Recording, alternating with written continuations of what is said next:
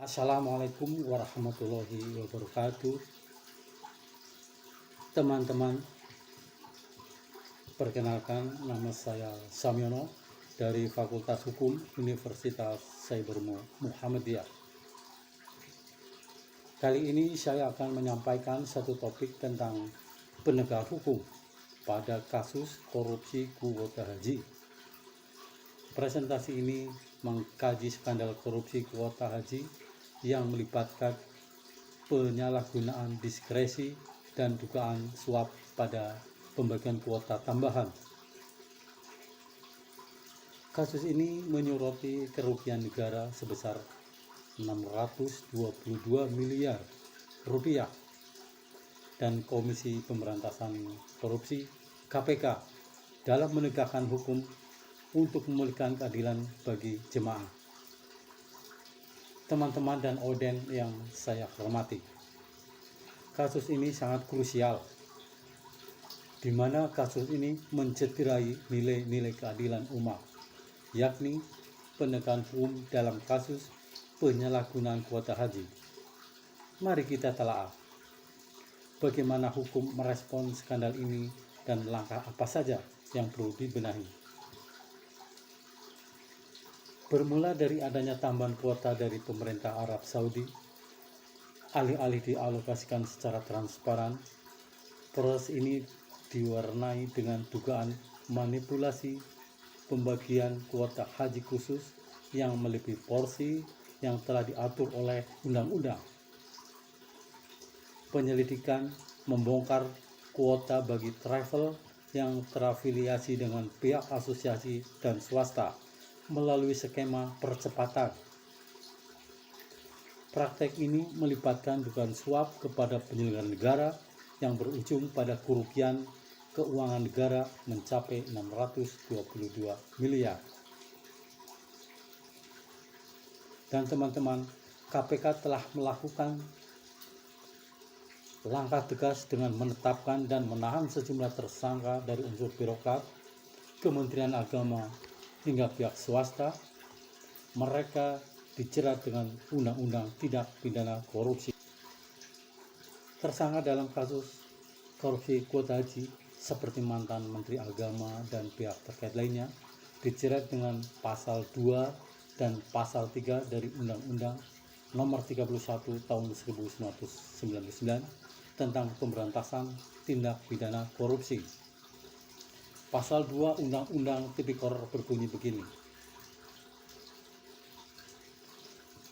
dikenakan bagi setiap orang yang secara melawan hukum melakukan perbuatan memperkaya diri sendiri, orang lain atau suatu korporasi yang dapat merugikan keuangan negara atau perekonomian negara. Dan pasal ini memiliki ancaman pidana penjara seumur hidup atau paling singkat 4 tahun dan paling lama 20 tahun.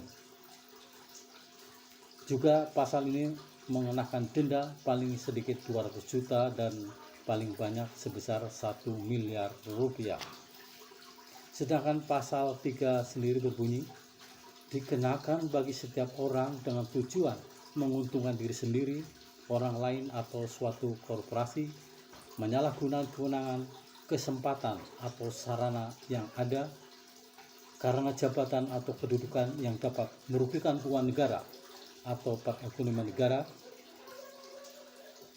Pasal ini juga memiliki ancaman pidana penjara seumur hidup atau paling singkat 1 tahun dan paling lama 20 tahun.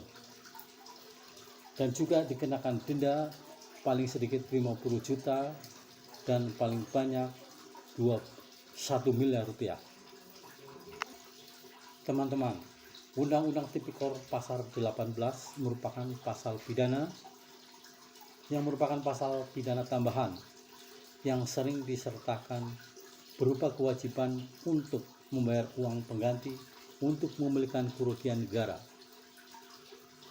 yang timbul akibat perbuatan korupsi tersebut.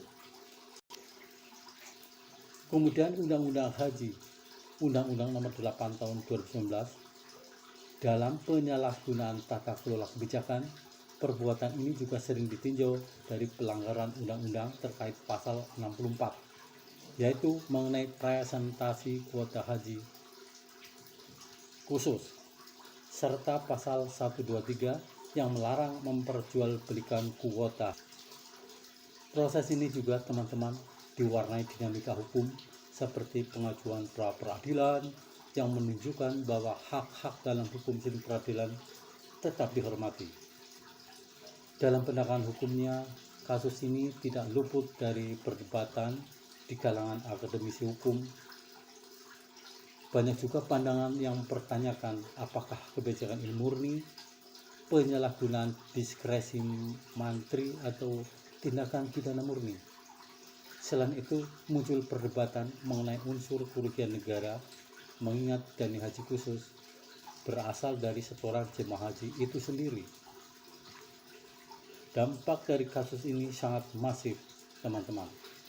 Praktek curang ini memotong hak jemaah reguler yang telah menunggu bertahun-tahun.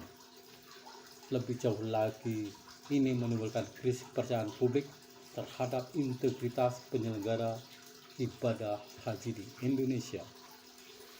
Dan sebagai refleksi, penegakan hukum tidak boleh berhenti pada penghukuman pelaku semata. Kita membutuhkan reformasi total tata kelola kuota haji.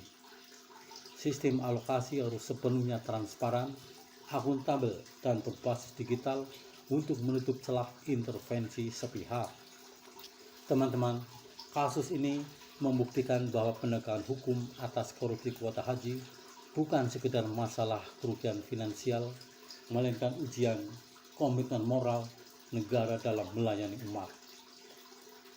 Penegakan hukum yang adil dan transparan adalah kunci utama mengembalikan kepercayaan publik dan melindungi hak-hak jemaah. Demikian teman-teman presentasi dari saya. Wassalamualaikum warahmatullahi wabarakatuh.